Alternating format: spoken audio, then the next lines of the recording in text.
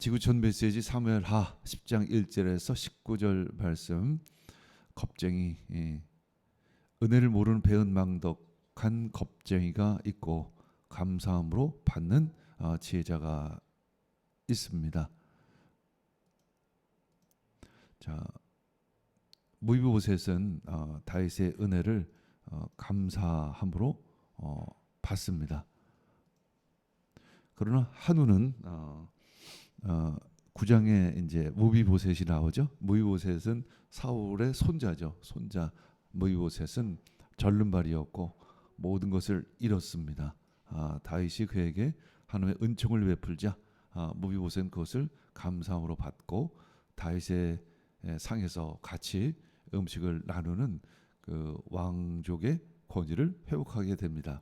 그러나 한우는 나하스의 아버지예요. 나하스의 아버지인데 나하스가 언젠가 다윗에게 은혜를 베푼 적이 있었던 것 같습니다. 그래서 다윗은 그 은혜를 베풀고자 그 아들 한운에게 은혜를 베푸는 그런 장면. 그러나 한운은 그 은혜를 받지를 못합니다. 다윗은 한운의 아버지 나하스에게 이제 은혜를 갚기 위해 그의 아버지 장례식에 나하스의 장례식에 신하를 보내 조문을 하고자 합니다. 그런데 암몬의 신하들은 다윗이 보낸 조문객들을 정탐꾼으로 의심했고 또 한운 왕은 신하의 말을 듣고 조문객들의 수염을 깎고 의복의 중동 볼기까지 잘라서 돌려보냅니다. 왜 이 한운은 다윗의 은혜를 받지를 못했을까? 겁쟁이, 그것을 받을 만한 용기가 없었던 것이죠. 이 수염을 갖고 옷을 찢은 것은 남자도 아니다라는 의미의 모욕입니다. 사실 겁쟁이는 암몬의 한운과 그리고 그의 신하들이었죠.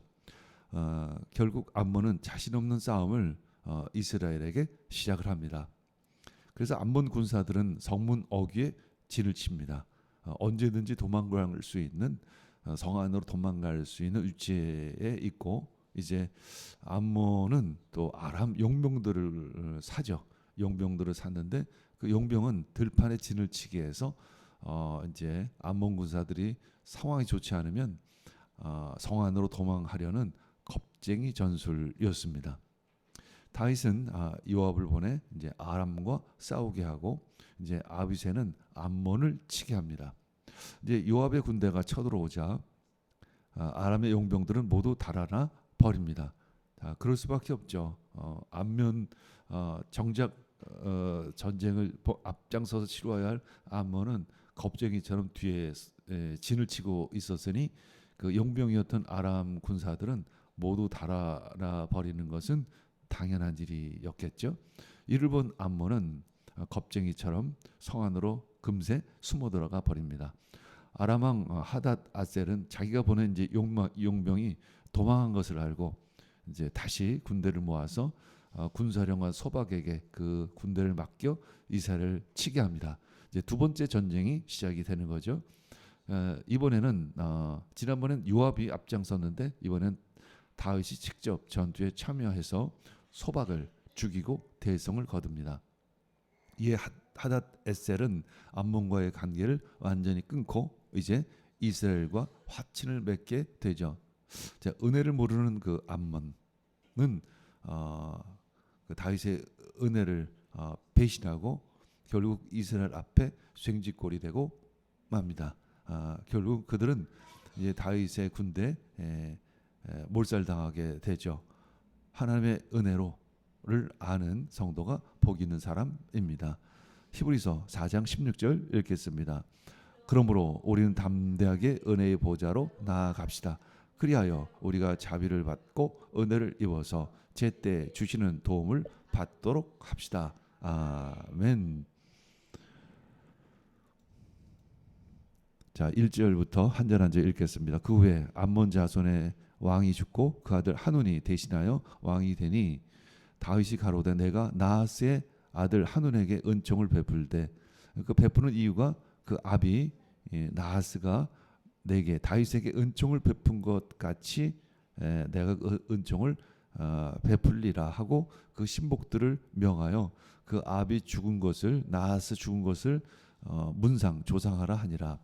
다윗의 신복들이 암몬 자손의 땅에 이르렀을 때 도착했을 때 암몬 자손의 방백들이 그 주 왕 하눈에게 이제 고하되 왕은 다윗이 조객을 보낸 것이 왕의 부친을 공경함인 줄로 여기시나이까.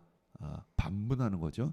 다윗이 그 신복을 보내어 이성을 엿보고 탐지하여 함락시키고자 함이 아니니까. 이에 한운 왕이 다윗의 신복들을 잡아 그 수염 절반을 깎고 그 의복의 중동 볼기까지 자르고 돌려 보내매 5절 혹이 이 일을 다윗에게 고하니라. 그 사람들이 크게 부끄러워하므로 왕이 저희를 맞으러 보내어 이르기를 너는 수염이 자라기까지 여리고에서 머물다가 돌아오라 하니라. 6절 이에 암몬 자손이 자기가 다윗에게 미움이 된 줄을 알고 결국 미움을 사는 건 당연한 거죠.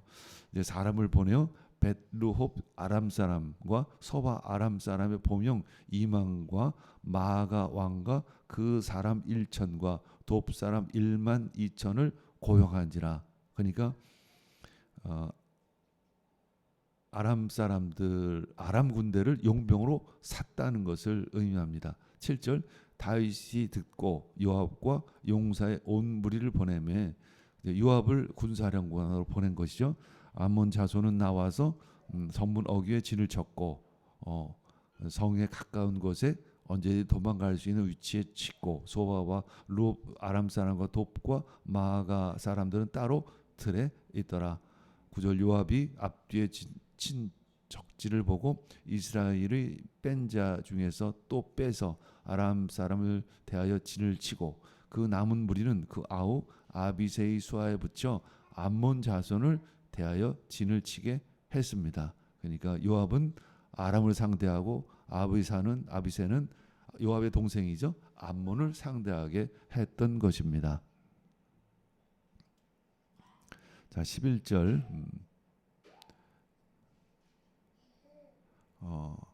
12절 너는 담대하라. 우리가 우리 백성과 우리 하나님의 성읍들을 위하여 담대히 하자. 여호와께서 선히 여기시는 대로 행하시기를 원하노라 하고 요압과 그 종자가 아람 사람을 향하여 싸우려고 나아가니 저희가 그 앞에서 도망하고 암몬 자손은 아람 사람의 도망함을 보고 아람은 용병이죠. 실제적으로 암몬이 전쟁을 일으키는 거고 저희도 아비새 앞에서 도망하여 성으로 들어갑니다. 요압이 암몬 자손을 떠나 예루살렘으로 돌아옵니다.